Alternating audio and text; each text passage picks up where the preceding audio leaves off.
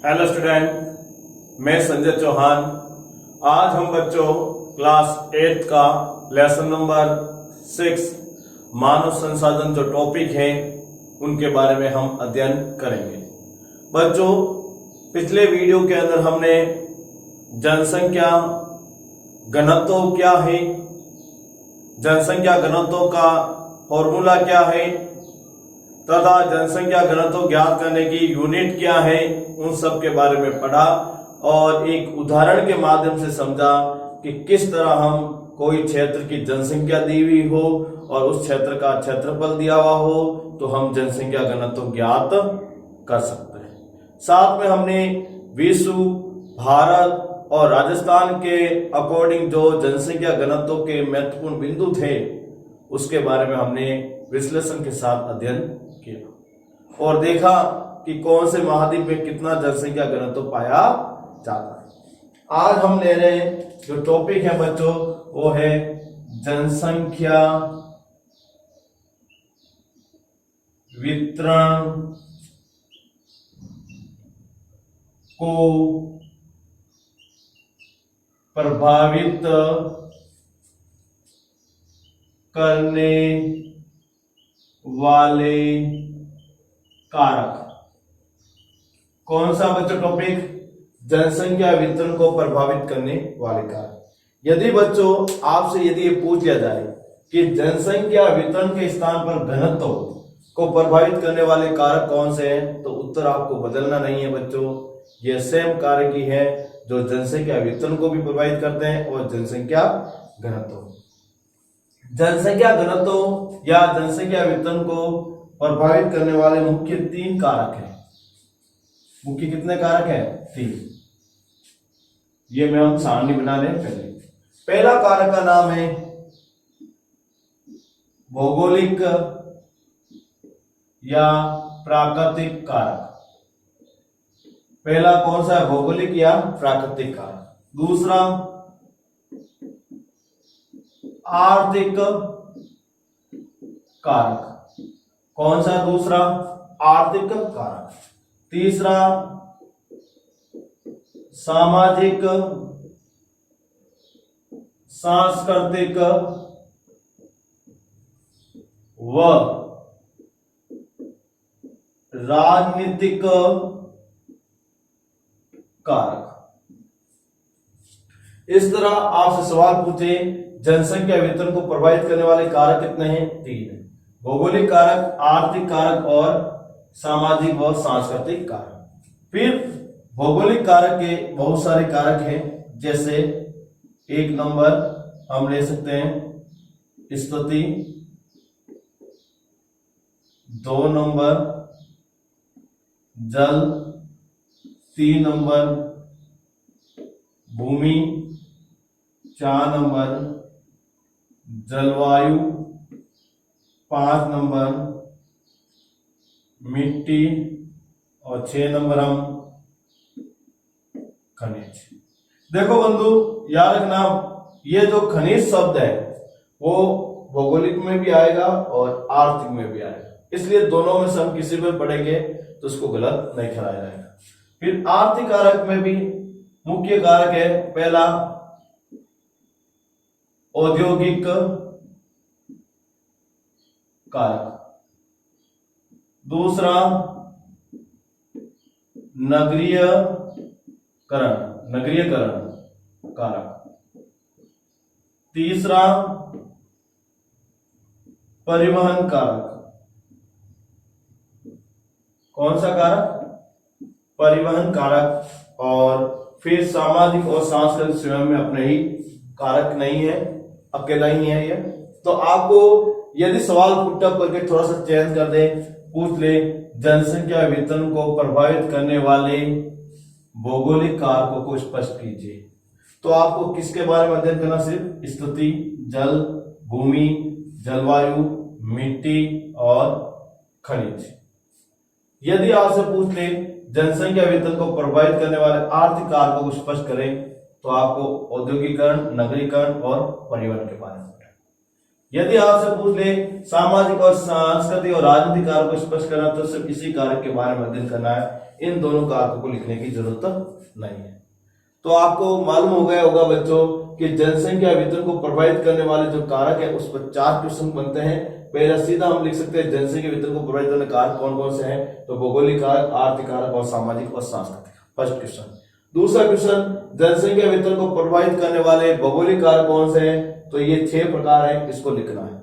फिर अगला क्वेश्चन, जनसंख्या वितरण को प्रभावित करने वाले आर्थिक कारक कौन से, स्पष्ट कीजिए, तो ये 3 लिख लें। तो 3 क्वेश्चन और ये सामने वाला चौथा क्वेश्चन। तो इस तरह जनसंख्या वितरण के ऊपर कितने क्वेश्चन बनते हैं, 4 क्वेश्चन बनते हैं। अब हम सबसे पहले भौगोलिक कारक है, जो स्थिति है, जल है, भूमि है, जलवायु, मिट्टी, इन सब के बारे में हम विस्तार के साथ इसके अंदर क्या करेंगे, अध्ययन करेंगे और देखेंगे कि जनसंख्या के अंदर जो वितरण को प्रभावित करने वाले जो भौगोलिक कारक है वो किस तरह जनसंख्या को क्या करता है, प्रभावित करता है। तो आपको भौगोलिक कारक के अंदर हम पहला कारक लेते हैं, भौगोलिक कारक का पहला कारक वो है स्थिति। देखो बंधु, स्थिति के आधार पर हम यह देखेंगे कि अक्षांश से विस्तार के आधार पर कोई भी क्षेत्र होता है, वहां पर किस क्षेत्र पर जनसंख्या अधिक होती है और कहां पर कम। जैसे हम भूमध्य रेखा के आसपास के क्षेत्रों पर देखते हैं तो लोग ज्यादा निवास नहीं करते हैं और दूर क्षेत्रों पर देखते हैं तो ज्यादा लोग निवास नहीं करते, बल्कि मध्य जो लोग हैं या मध्य अक्षांश है उसके अंदर जो लोग हैं वो अधिक निवास करते हैं। यहाँ पर हम यह देख सकते हैं जो उष्ण है, गर्म है, मरुस्थलीय प्रदेश है जहाँ वर्षा की मात्रा कम है और अकाल की स्थिति बनी रहती है, उन क्षेत्रों में लोग हमेशा क्या रहते हैं, कम रहते हैं। जहां पर ये अनुकूल दशाएं मिल जाती हैं वहां लोग क्या रहते हैं, अधिक रहते हैं। तो आपको मालूम हो गया होगा, तो हम इसमें लिख सकते हैं जब कोई क्षेत्र अति उष्ण, ठंडा, अति शीत तथा मरुस्थलीय प्रदेश होते हैं, उस स्थान पर लोग कम निवास करते हैं, जबकि जो क्षेत्र जीवन के लिए अनुकूल होता है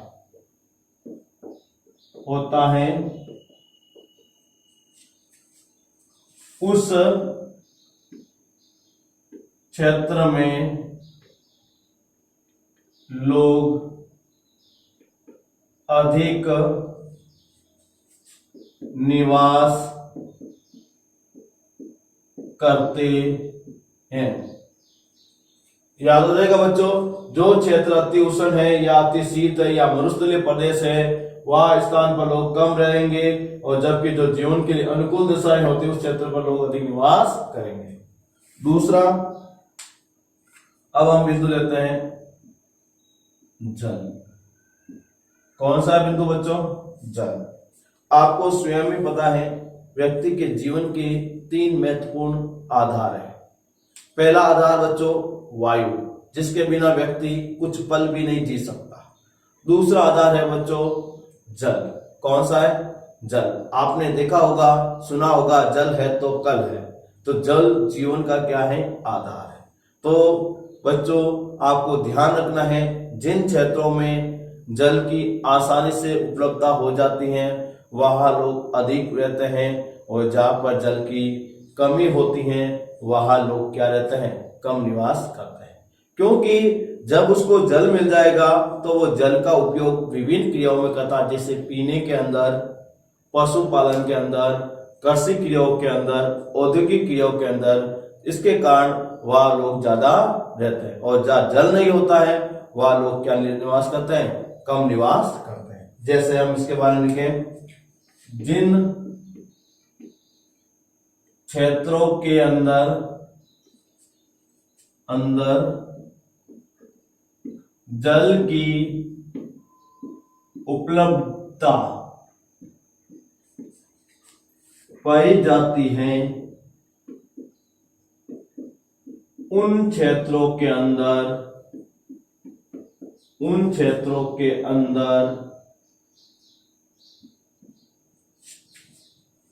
जनसंख्या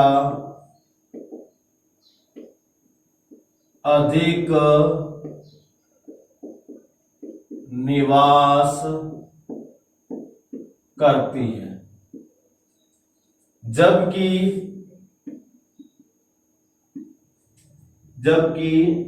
जिन क्षेत्रों में जल की कमी पाई जाती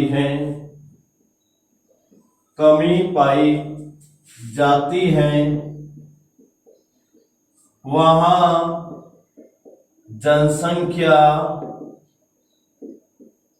कम निवास करती है, क्योंकि जहां आसानी से जल की मात्रा उपलब्ध होने के कारण ये लोग जल का प्रयोग पेय, सिंचाई तथा पशुपालन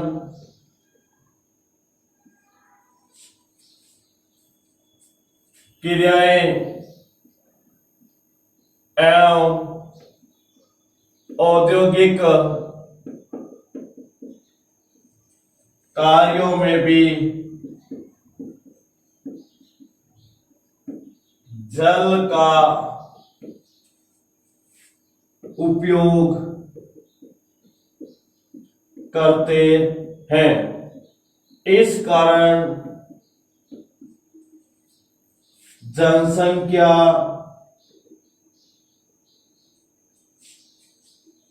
अधिक निवास करती है। तो आपको मालूम हो गया बच्चों कि जल किस प्रकार किसी क्षेत्र की जनसंख्या को प्रभावित करता है। आपको मालूम है जल है तो कल है, इसलिए जल के द्वारा हम बहुत सारी ऐसी क्रियाएं करते हैं, इस कारण वहां लोग अधिक रहते हैं, और जहां जल की कमी है और वो क्रियाएं नहीं कर पाने के कारण वहां पर लोग क्या रहते हैं, कम रहते हैं। इसका एक उदाहरण हम समझते हैं, यदि अपन सिंधु घाटी सभ्यता, इसकी विकास होने का कारण है सिंधु नदी का जल, जिसका उपयोग वो पीने के लिए, पशुपालन में और कृषि क्रियाओं में करते थे। ठीक है बच्चों, हम तीसरा बिंदु लेते हैं जलवायु। कौन सा? जलवायु।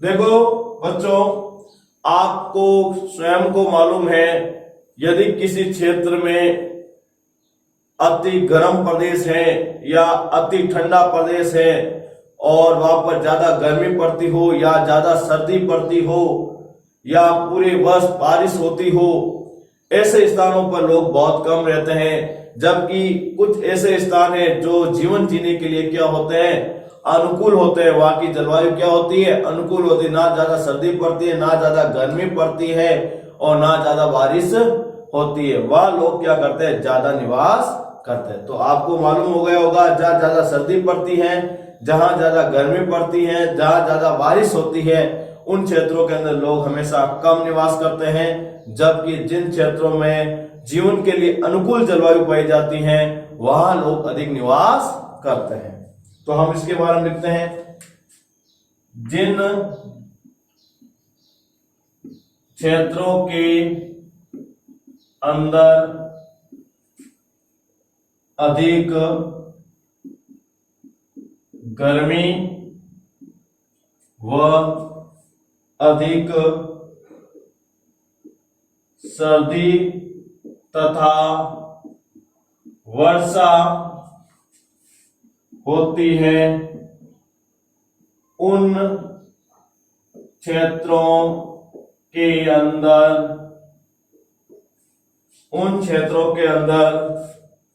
जनसंख्या बहुत कम निवास करती है। याद रखना बच्चों, जिन क्षेत्रों के अंदर ज्यादा गर्मी पड़े, ज्यादा सर्दी पड़े, ज्यादा वर्षा हो, वह जनसंख्या क्या होती है, कम निवास करती है, जबकि जो क्षेत्र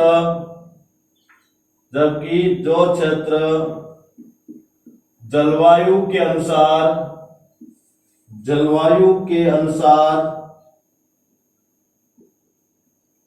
मानव के लिए अनुकूल होता है, वहां जनसंख्या हमेशा अधिक निवास करती है। याद रखना बच्चों, जिन क्षेत्रों में ज्यादा गर्मी पड़े या ज्यादा सर्दी पड़े या वर्षा होती है उसके अंदर जनसंख्या कम निवास करती है, जबकि जिन क्षेत्रों की जलवायु मानव के लिए अनुकूल होती है वह जनसंख्या हमेशा अधिक पाई जाती है। यदि हम इसका एग्जाम्पल जाने तो हम देख सकते हैं, इसके एग्जाम्पल के रूप में भूमध्य सागरीय क्षेत्र,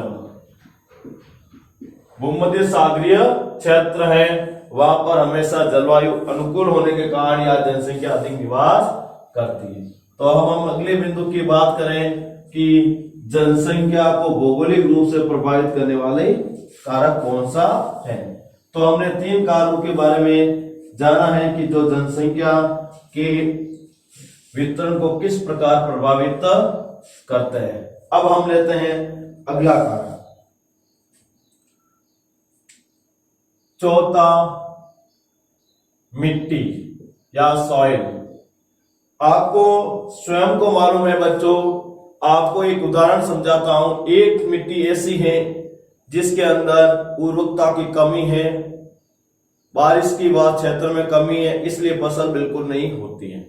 और एक क्षेत्र ऐसा है जिसकी मिट्टी बहुत उपजाऊ है, वह फसल बहुत अधिक होती है, तो वह लोग क्या होते हैं, अधिक रहते हैं। आपको स्वयं को मालूम है, कृषि क्रिया करने के लिए, पशुपालन करने के लिए अधिक श्रमिकों और लोगों की आवश्यकता होती है, इसलिए उपजाऊ क्षेत्र के अंदर लोग ज्यादा रहते हैं। और आपको पता ही है, कृषि से आधारित बहुत सारे जो उद्योगी भी हैं वो कृषि के निकट ही लगते हैं। इस कारण से वो उपजाऊ क्षेत्र के अंदर जनसंख्या बढ़ जाती है, और जो अनुपजाऊ मिट्टी वाला जो क्षेत्र होता है वह जनसंख्या क्या हो जाती है, कम हो जाती है। तो आपको पता चल गया होगा बच्चों किस तरह मिट्टी भी जनसंख्या को प्रभावित करती है। तो हम अब लेते हैं मिट्टी। जिन क्षेत्रों की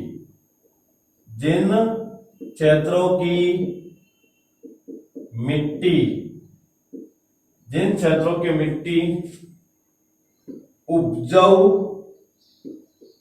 होती है वहां जनसंख्या अधिक निवास करती है, क्योंकि उपजाऊ मिट्टी में उत्तम प्रकार से अधिक उत्पादन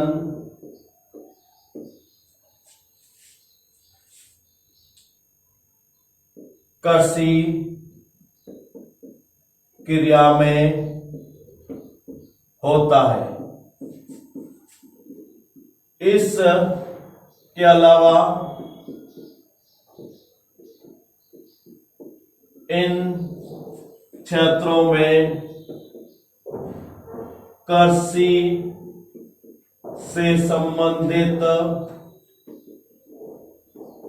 से संबंधित विभिन्न प्रकार के उद्योग भी इस क्षेत्र में विकसित हो जाते हैं, जिसके कारण भी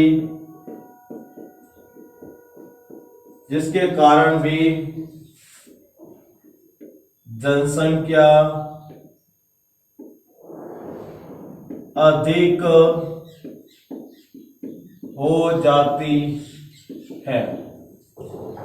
इसके अलावा बच्चों, इसके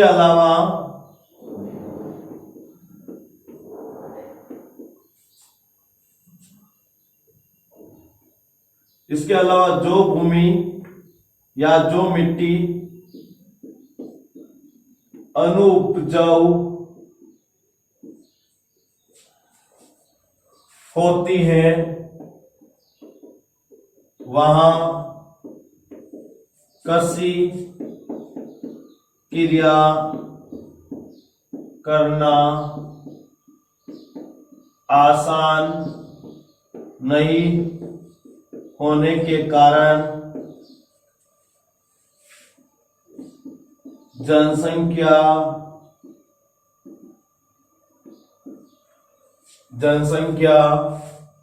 कम निवास करती है।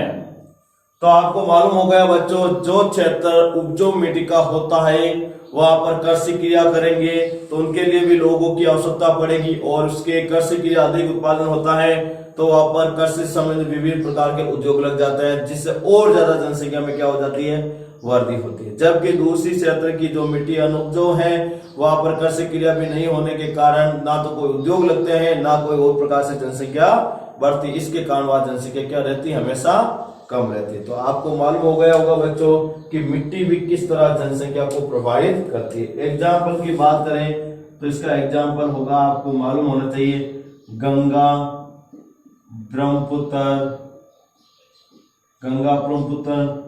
नदी का मैदान, जहां पर बहुत अधिक मात्रा में या अत्यधिक उत्तम किस्म का उद्योग क्षेत्र होने के कारण या कृषि क्रिया की जाती है। अब हम एक और बिंदु के बारे में अध्ययन करेंगे कि किस प्रकार ये कारक भी भौगोलिक क्षेत्र को प्रभावित करता है। इसके अंदर हम लेते हैं मुख्य कारक है, वो है उच्चावच। कौन सा है? उच्चावच। उच्चावच का अर्थ होता है बच्चों उबड़ खाबड़ बाग। क्या होता है? उबड़ खाबड़ बाग। जो बाग समतल ना हो, जिसके ऊपर विभिन्न प्रकार की पर्वतियां बनी हुई हो, उसको हम क्या कहते हैं? उच्चावच। तो याद रखना बच्चों, एक उदाहरण में आपको बता रहा हूं, एक क्षेत्र एकदम समतल है और एक क्षेत्र पठारी या पहाड़ी है, तो कहाँ ज्यादा लोग निवास करते हैं? तो आपको पता ही है, मैदानी क्षेत्रों में ज्यादा निवास करते हैं। उसका क्या कारण है? क्योंकि बच्चों मैदानी क्षेत्रों में कृषि क्रिया करना, पशुपालन करना, परिवहन का जाल बिछाना, भवन निर्माण करना, औद्योगिक क्रियाओं का निर्माण करना क्या होता है? सरल होता है। जबकि पहाड़ी क्षेत्र पर यह करना क्या होता है? बहुत ज्यादा मुश्किल होता है। तो अब हम लिख सकते हैं कि उच्चावच किस प्रकार प्रभावित है। जिन क्षेत्रों के अंदर भूमि पहाड़ी व पठारी तथा उबड़ खाबड़ होती है। उबड़ खाबड़ होती है। उन क्षेत्रों में जनसंख्या कम निवास करती है, जबकि जो क्षेत्र समतल भूमि वाला होता है उन क्षेत्रों में कृषि क्रिया, पशुपालन, भवन निर्माण, औद्योगिक निर्माण प्रक्रिया, औद्योगिक निर्माण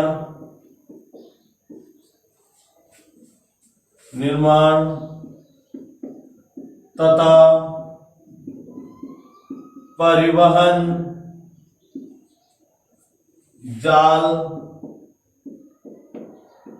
बिछाना सरल या आसान होता है। इस कारण समतल भूमि क्षेत्र में लोग अधिक निवास करते हैं।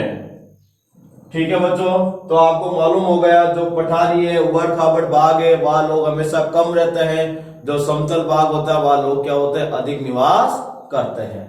तो इस तरह आपने बच्चों देखा कि जनसंख्या को प्रभावित करने वाले जो भौगोलिक कारक थे उनके जो 5 से मुख्य प्रकार, उसके बारे में आपको मैंने विस्तार के साथ अध्ययन करवाया। और अगला जो वीडियो होगा वो आर्थिक कारक पर होगा, जिसके अंदर हम परिवहन, नगरीकरण, औद्योगिकरण और इसके अलावा जो खनिज है वो आर्थिक में भी आता है, भौगोलिक में आता है। इसलिए मैंने अब की बार जो भौगोलिक कारक के अंदर इसका अध्ययन ना कराकर हम इसके बारे में अध्ययन है वो किस कारक में करेंगे, आर्थिक कारक में करेंगे। तो आपको मालूम है बच्चों, जो आर्थिक कारक है उसका जो अध्ययन है हम नेक्स्ट वीडियो के अंदर करेंगे। Thank you.